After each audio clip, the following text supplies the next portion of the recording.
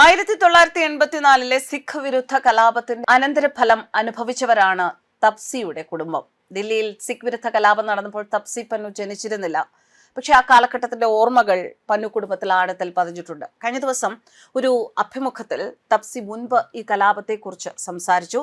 പ്രധാനമന്ത്രി ഇന്ദിരാഗാന്ധിയുടെ വധത്തെ തുടർന്ന് വാളുകളും പെട്രോൾ ബോംബുകളും ഉപയോഗിച്ച് വീട്ടുവാതിൽക്കലെത്തിയ ഒരു ജനക്കൂട്ടം കുടുംബത്തെ കൊല്ലാൻ പോകുന്ന ഘട്ടത്തിൽ എത്തിയതായിട്ടാണ് അന്ന് തപ്സി പറഞ്ഞിരുന്നത്. കഴിഞ്ഞ ദിവസം തനിക്ക് ഇഷ്ടപ്പെട്ട നേതാവ് മോദി ആണ് എന്നാണ് തപ്സി പറഞ്ഞത്. മോദി എങ്ങനെ സിഖുകാർക്ക് പ്രിയപ്പെട്ടതായി.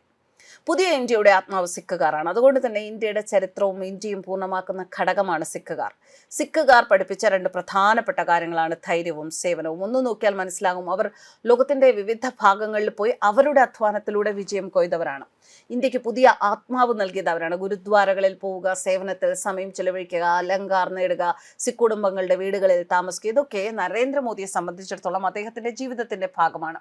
സിഖ് സന്യാസിമാർ നരേന്ദ്രമോദി ഇടയ്ക്കിടെ സന്ദർശിക്കാറുമുണ്ട്.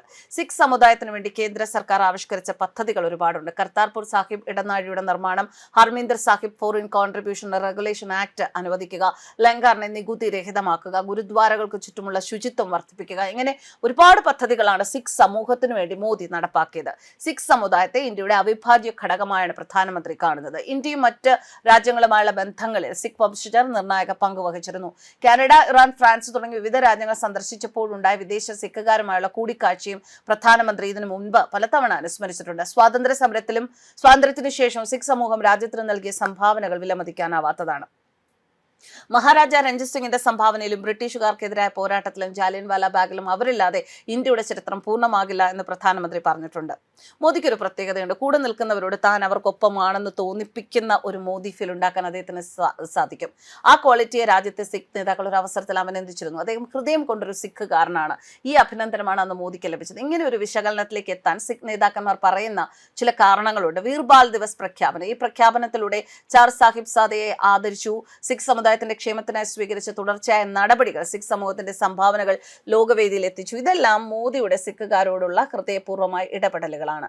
സിഖ് സമൂഹത്തിന്റെ സേവന മനോഭാവം അത് ലോക പ്രശസ്തമാണ്. എന്നാൽ ഇതിനെക്കുറിച്ച് ഇനിയും ബോധവാന്മാരാകണം എന്നത് ലോകത്തിന്റെ ആവശ്യമാണ്. സിഖ് സമുദായത്തിന്റെ ക്ഷേമത്തിന് തന്റെ സർക്കാർ പൂർണ്ണമായും പ്രതിജ്ഞാബദ്ധരാണ് എന്നാണ് പ്രധാനമന്ത്രി ഒരിക്കൽ പറഞ്ഞത്. ഇക്കാര്യത്തിൽ സർക്കാർ സ്വീകരിച്ച നിരവധി നടപടികളുണ്ട്. ഗുരു ഗ്രന്ഥ സാഹിബിനെ അഫ്ഗാനിസ്ഥാനിൽ നിന്ന് പൂർണ്ണ ബഹുമാനത്തോടെ തിരികെ കൊണ്ടുവരാൻ സാധിച്ചു. സിഖ് തീർത്ഥാടകർക്കായി കർത്താർപൂർ സാഹിബ് ഇടനാഴി തുറന്നുകൊടുക്കാൻ നയതന്ത്ര മാർഗങ്ങളിലൂടെ സാധിച്ചു. ചാർ സാഹിബ് സാദയുടെ സംഭാവനയും ത്യാഗത്തെ കുറിച്ച് വീർബാൽ ദിവസം രാജ്യത്തിന്റെ എല്ലാ കോണുകളിലുമുള്ള കുട്ടികളെ ബോധവാന്മാരാക്കാൻ സാധിച്ചു.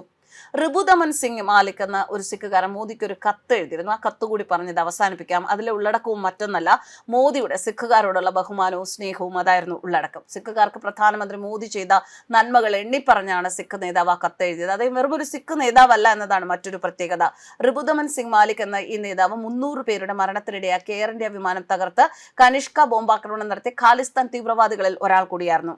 ഇദ്ദേഹത്തെ 2005 കാനഡയിലെ കോടതി വിചാരണയ്ക്ക് ശേഷം വെറുതെ വിട്ടു. സമുദായത്തിന് പ്രധാനമന്ത്രി നരേന്ദ്രമോദി സർക്കാർ ചെയ്ത നന്മകൾ ഒട്ടേറെ എന്ന് കാനഡയിലെ സിഖ് നേതാവ് ഋബുദമൻ സിംഗ് മാലിക് മോദിക്ക് എഴുതിയ ഒരു കത്തിലാണ് അഭിനന്ദനങ്ങൾ ചൊരിഞ്ഞിരുന്നത്.